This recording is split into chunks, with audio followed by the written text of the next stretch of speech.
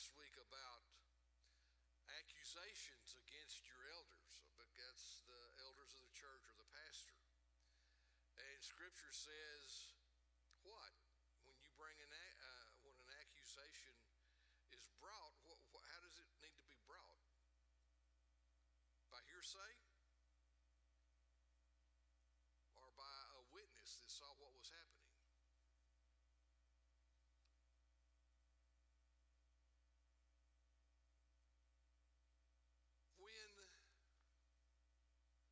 When you see a situation, or let me ask it this way, are you quick to make an opinion about, ow, wow, Brother Sims missed a nail or something? Are you quick to make an opinion, to form an opinion about a situation that you see? Helen's is like, yeah, I am. Anybody else? Betty? Yeah? Yeah, I am. I'm quick. Are you quick to sum up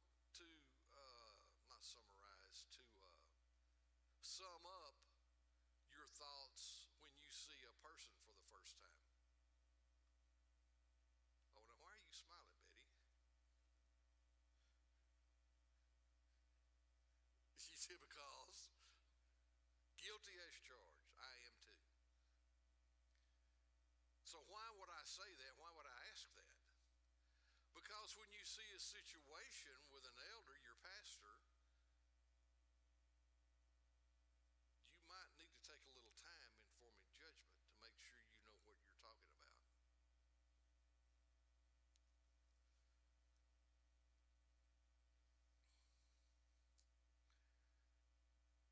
Paul says, do not receive, and this is verse 19, he says, in this verse, Paul hit the balance between believing and acting on every bit of gossip that comes along about a leader in a church, and ignoring serious sin in a leader's life. Either extreme is wrong.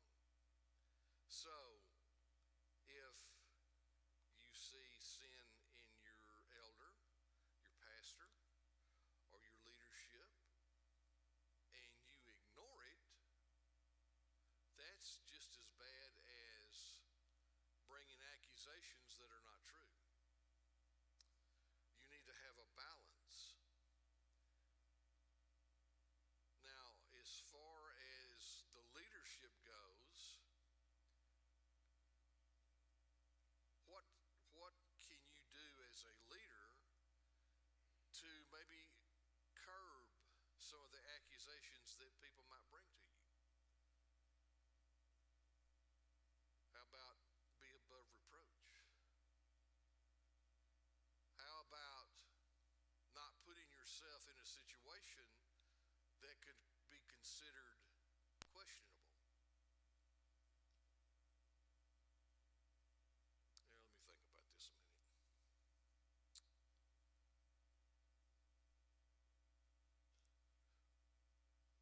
Would anybody in here be in favor of a teenage boy or a young man, teaching a class of all teenage girls?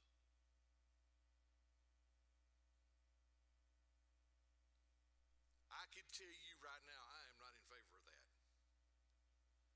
Now, I'm going to use Dawson as my example. Do I think that Dawson would go in a class with all teenage girls and do anything inappropriate? Absolutely not. I would trust him with either one of my granddaughters. However, Dawson would not need to be in that situation because of potentially said. All it takes is an accusation. Dawson isn't going to do anything that's out of the way or not right. But yet putting him, putting Mike, putting even Dan, putting one of us in that situation is a recipe for disaster. So Dan, as the pastor, we as leaders need to not get into a situation to where there could be potentially things said and accusations made. If you stay out of those situations, you don't have to worry. You got enough to worry about as it is. You can say something and mean one thing, and people can take it to mean something else. I know that from experience. I know that from experience of teaching. I know that from experience of having employees. I'll give you an example. So my company makes a liquid food supplement, basically a liquid vitamin. And our flagship brand has over 415 vitamins, nutrients, all different kind of things in it. And about 90% of what we have to weigh to put in it is powders. And we weigh in kilograms. We have one ingredient that it's a powder, has to be weighed in at 0.0002. 0.0002. We're putting this into a tank that we make. We probably have 800 of liquid in there by the time we get done. I'm like, how in the world does 0.0002 affect that much product? Why does it even need to be in there? Well, because that's the daily recommended dosage or whatever. Do you know how much 0.0002 of a kilogram is? It's a couple of specks. That's all it is. And there's a speck that you can weigh up to, I think it's 5%. You can weigh 5% over and it's still okay. You can't weigh under. If it's under at all, it's not okay. But you can weigh up to 5% over. Now stick with me, there's a point to this. So here, a couple of weeks ago, they weighed up the ingredients to make a lot, and when they get through, I take the numbers on the sheet where they write it down that they weighed, and I put it into a spreadsheet. And the spreadsheet tells me automatically if they've weighed too much or too little. So I put this one ingredient in, and it was like 0.00, it was either 0.0029 or 0.0030. And if it was 3.0, they put in, they put in 3.1.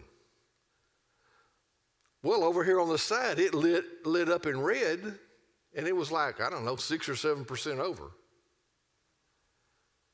And so I thought, that can't possibly be right. There must be something wrong with the formula. So I checked the formula, and the formula looked right. So I got my calculator out. And I checked it, and sure enough, it was 6% or whatever over. So I was talking to the quality manager, and he's like, well, the smaller the amount that you put in, the larger the changes are if you do something too little or too much. If you would have had something that was 150 kilograms, putting .0031 instead of 30 wouldn't have mattered. It wouldn't have shown up. You see what I'm saying? So, here's the point. I had a meeting with my guys. Guys, when you weigh anything that is point something, if it doesn't have a whole number in front of it, if it's point something, weigh it exactly what the amount calls for.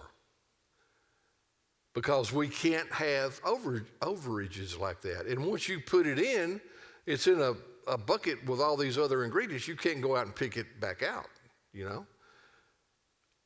I said you weigh it at point whatever it is, 0.1234. If it says 0.1234, that's what I want to see.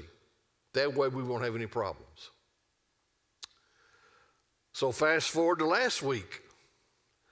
Our quality guy goes in the room while they're weighing, and they've weighed this one ingredient out, and it's 1.5000. And they're trying to get it exactly to that. And the quality manager said, well, John, you can make it 1.52, and I'm good with that. It's not going to matter. Well, Charles said, and here's the point of my story. Charles said that we have to weigh it exact. I said, no, that is not what Charles said to our quality manager. I said, I told them if it's point something, something, something, something, it has to be exact. Well, that's not what they understood. I said, well, that's what I told them. So what did I have to do? I had to have another meeting with them and say, guys, if it's point something, something, something, weigh it exact. If it's 1 point something, something, something, it doesn't have to be exact. Take your calculator and figure out how much overage you can be and weigh it that way. So even though I told them the right thing, they didn't understand what I was telling them. Now, I don't know how to make it any plainer than what I did, but nevertheless, they didn't understand. So my point is, when you say something, it's not always received as you mean for it to be.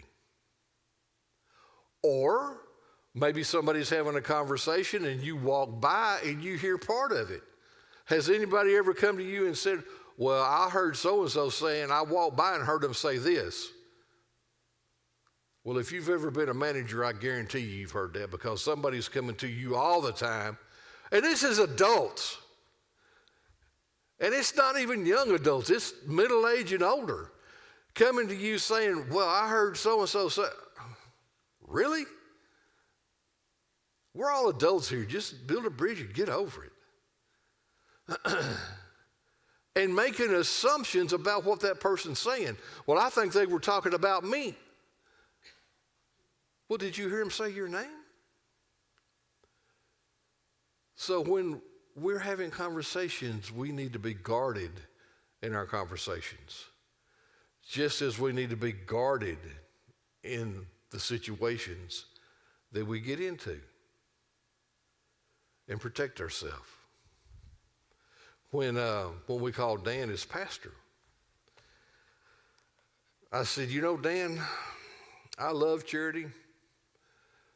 I've known Charity nearly all of her life. I think the world of her, but I don't think she needs to be your secretary. Because I think there's opportunity that people could say, well, Dan and Charity are in cahoots and they're taking money from the church. And Dan said, well, I can appreciate that.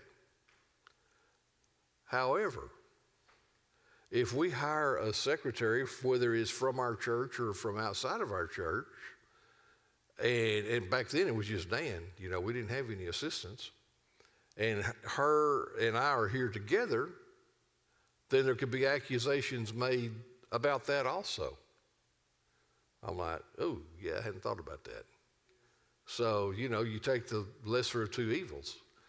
Not that Charity's evil, and not that Charity would ever do anything wrong.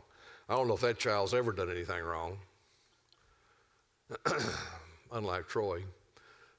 But you always knew when Troy was in trouble because Donna would say, Troydale? If he got to Troydale, he'd messed up something. Anyway, he didn't want to put himself in that situation. And was Dan going to do anything? No, he wasn't. But it doesn't matter. It's the accusation. So if you're going to make an accusation against the pastor, you need to have 2 or 3, I would say more than that, witnesses. Not hearsay, the people that actually saw what was going on. And then if he is or your leadership is in sin, you need to address it. If 2 or 3 people come and have an accusation and they actually saw what happened, it needs to be addressed. Because if you have sin in your leadership, how far is your church going to go? Is God going to bless a church whose pastor and leadership team is in sin? Maybe not. Maybe not. Nothing does more harm than when someone or some people are treated as if they could do no wrong and others as if they could do no right.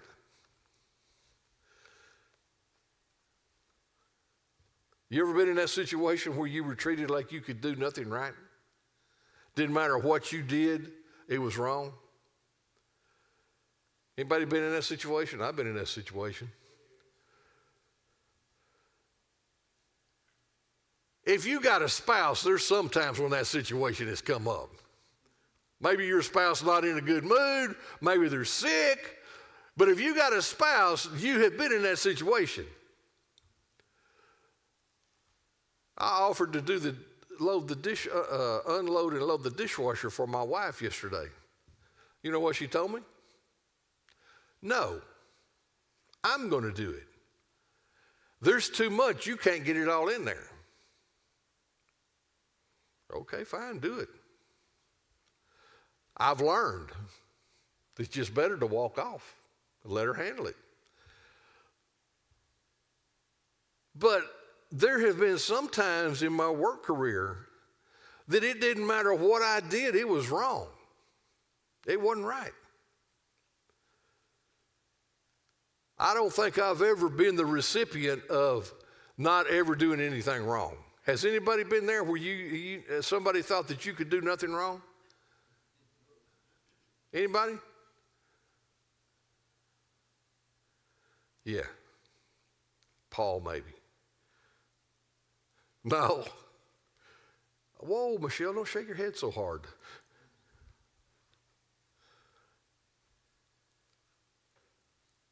But when you were in school, did you sometimes have a teacher that had a teacher's pet? That got by with stuff you couldn't get by with? We don't need to have extremes. We need to be down the middle. If somebody's doing something wrong, call them out for it. If they're doing something right, encourage them for it. Encourage them.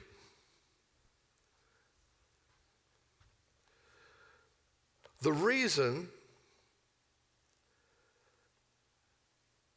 of this difference is evident. Those whose business is to correct others will usually have many enemies. Great caution, therefore, should be used in admitting accusations against such people. That's what Clark had to say. Let me read that again. The reason of this difference is evident. Those whose business it is to correct others will usually have many enemies. Great caution, therefore, should be used in admitting accusations against such persons. Now, we've all known somebody that is pointing out the wrong that everybody else does. Whether it be a friend, an acquaintance, an employer, a coach, a prison guard. No, I'm kidding, Brother O. I know those guys never did anything wrong on your watch. You know, whoever, there's always that person that wants to point out what everybody's doing wrong. Somebody that just wants to get all over Betty for something. And can you even imagine that? Let her know that she's not doing this right. Charlie, one time when he was at church after he had got that big tattoo, fish tattoo on his arm,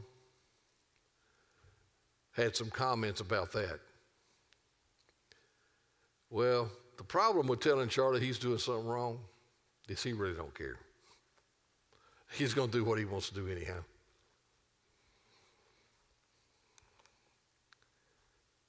Be careful when you're making accusations against other people.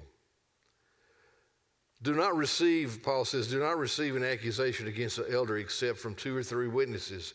Any accusation against a leader should not be automatically received. The accusation should be carefully verified by 2 or 3 witnesses, not just 2 or 3 others who also heard the gossip. Timothy should not receive or promote unsubstantiated accusations about church leaders.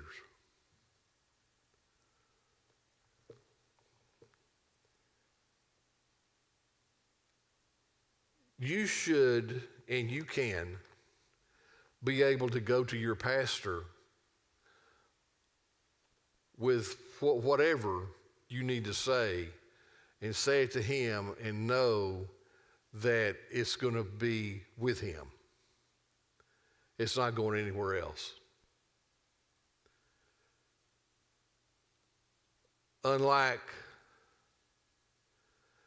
if I go to Johnny, and okay, first of all, let's say Johnny comes to me. I'll take the burden off you. I'll put it on me. Because Johnny and I like this. If Johnny comes to me and tells me, well, you know what? I saw Paul Slaughter out and he was doing yada, yada, yada, yada, yada, yada. Well, what should I do? He comes to me in confidence. I should keep it in confidence. I shouldn't go to Tommy and say, hey, Tommy, Johnny told me that he saw Paul, and by the time I get through telling the story, it's going to be different than what he told anyhow. And then Johnny goes to Chris, and, by the time it gets back to Paul, it's all blown out of proportion. And maybe Paul didn't even do what Johnny said he thought he saw him doing anyhow. So if you go to your pastor, you should be able to go to your pastor in confidence. And I've gone to Dan about many things, and if I tell him, I said, Dan, this is in confidence, it is in confidence. I don't worry about it going somewhere else. Because believe it or not all of y'all need to know what I talked to Dan about, because it might be something I was doing wrong. Instead, I've made a correction. Or it might be something I think you're doing wrong. You know what I'm saying? So if I go to him, it needs to be in confidence. And Paul was saying to Timothy that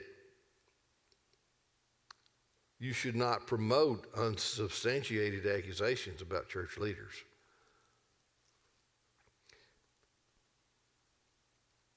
In his commentary on 1 Timothy, John Calvin explains some reasons why people are so quick to receive accusations against a pastor when perhaps they should not.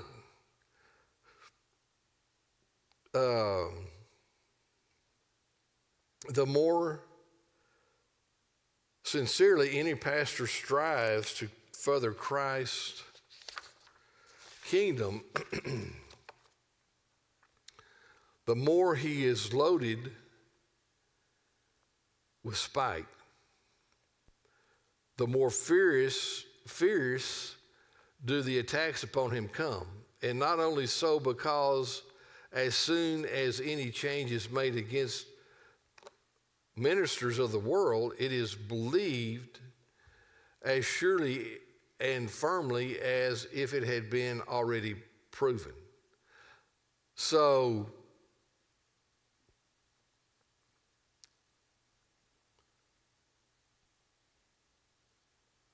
are you one who, when somebody brings you something, that you automatically believe it?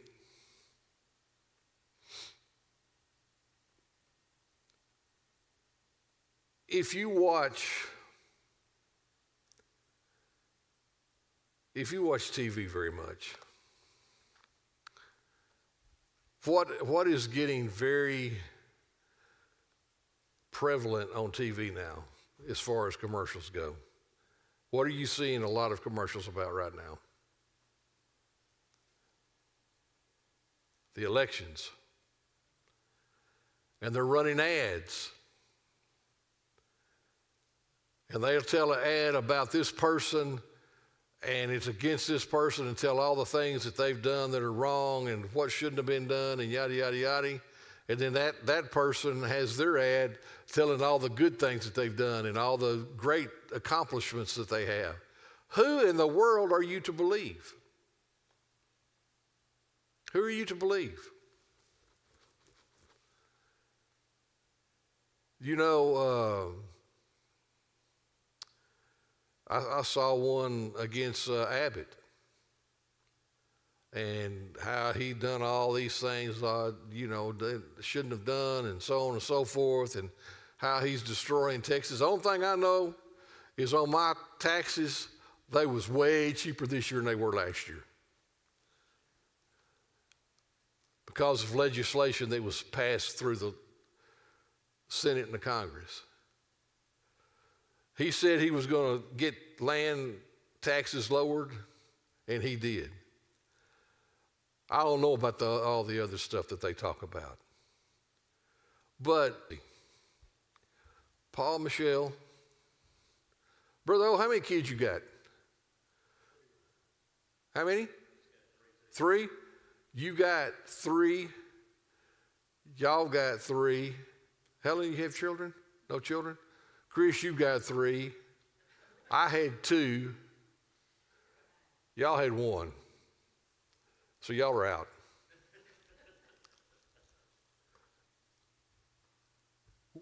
When your children would come to you and snitch on their siblings,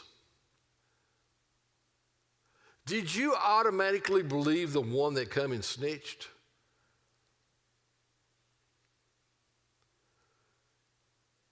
If Charlie come to me and said, Dad, Brandy's doing this and this and this and this and this, do you think I automatically believe that? No.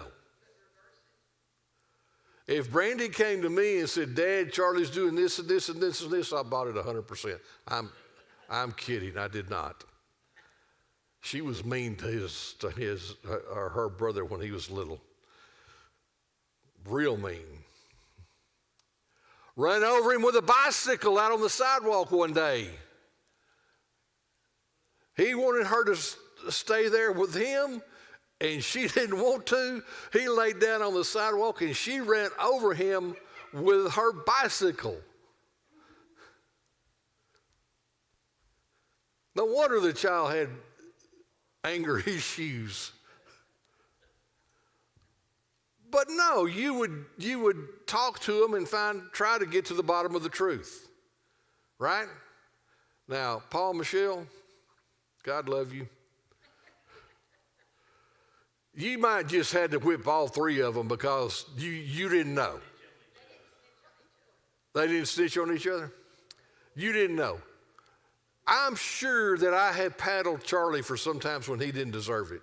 But I'm sure that I missed some times when he did, so I figured it all washes out. You know what I mean?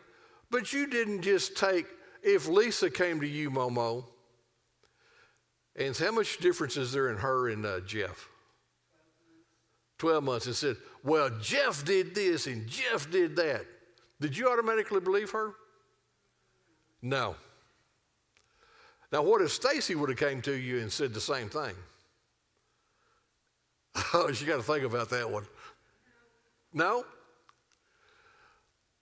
Well, adults are not really any different than our children. You know the difference in a man and a boy? What do they say? Price of his toys, and that's a fact. But adults are not any different. If they come and make accusations, why would you just automatically believe them? I guess depending on what the accusation was and who it was against. Now, if Tommy would have came to me, no, Tommy didn't do this, Betty did. Betty said to me, you know, when Brandy and Charlie were at the house, Charlie took, what do you think, a belt buckle or a knife or? Slid across their coffee table and scratched it up. I took that at face value. Betty ain't gonna lie to me about Charlie sliding across the coffee table and scratching it up. And plus there was evidence there. And if you still have that coffee table, it's still scratched up. Do you still have it? I don't have it in my house. Kelly and Tommy had it. And it was still scratched up at their house. So I didn't even doubt that. Now, if Betty would have told me, well, Brandy did that, and there was no scratches there, now I'm going to question it a little bit. Because she just didn't do that kind of stuff. But we need to be careful of what we believe. I guess is the whole point of this. About people making accusations about our pastor, our leadership, or as far as that goes, anybody in our church. Because what are we? We're human, but what are we as a group? We're a family. Now, folks, if we can't get along here, we got eternity ahead of us, and we're going to be together for eternity.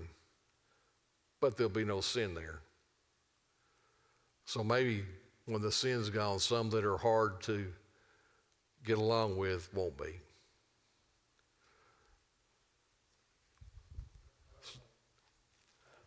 You're going to have to make it quick, brother. We're out of time.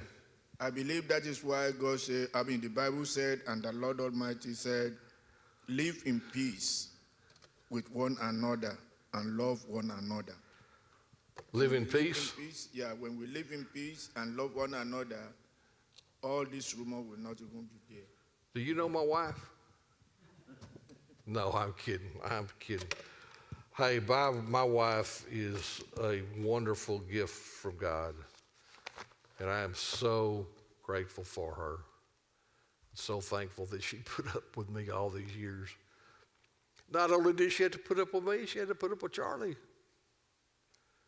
You remember I told you, I got to quit. I told you a couple of weeks ago, I think it was, about taking Brandy out to spank her, and all the women on the in aisles would look at me and give me mean mugs. You know who one of those women was? Linda Luke.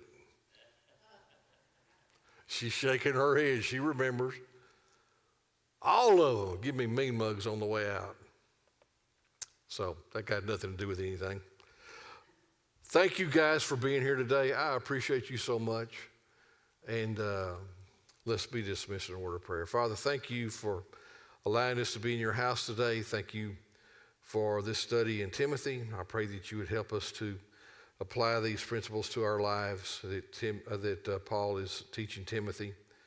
And Lord, I pray that you'd be in our service to come, that you would be with Dan and help him to share the message. I pray that you would give him clarity of thought and give him boldness to speak what you've laid upon his heart. Be with the praise and worship, that he would bless our hearts and take us to a place of worshiping you. I pray that you would be with the request today and work in each situation.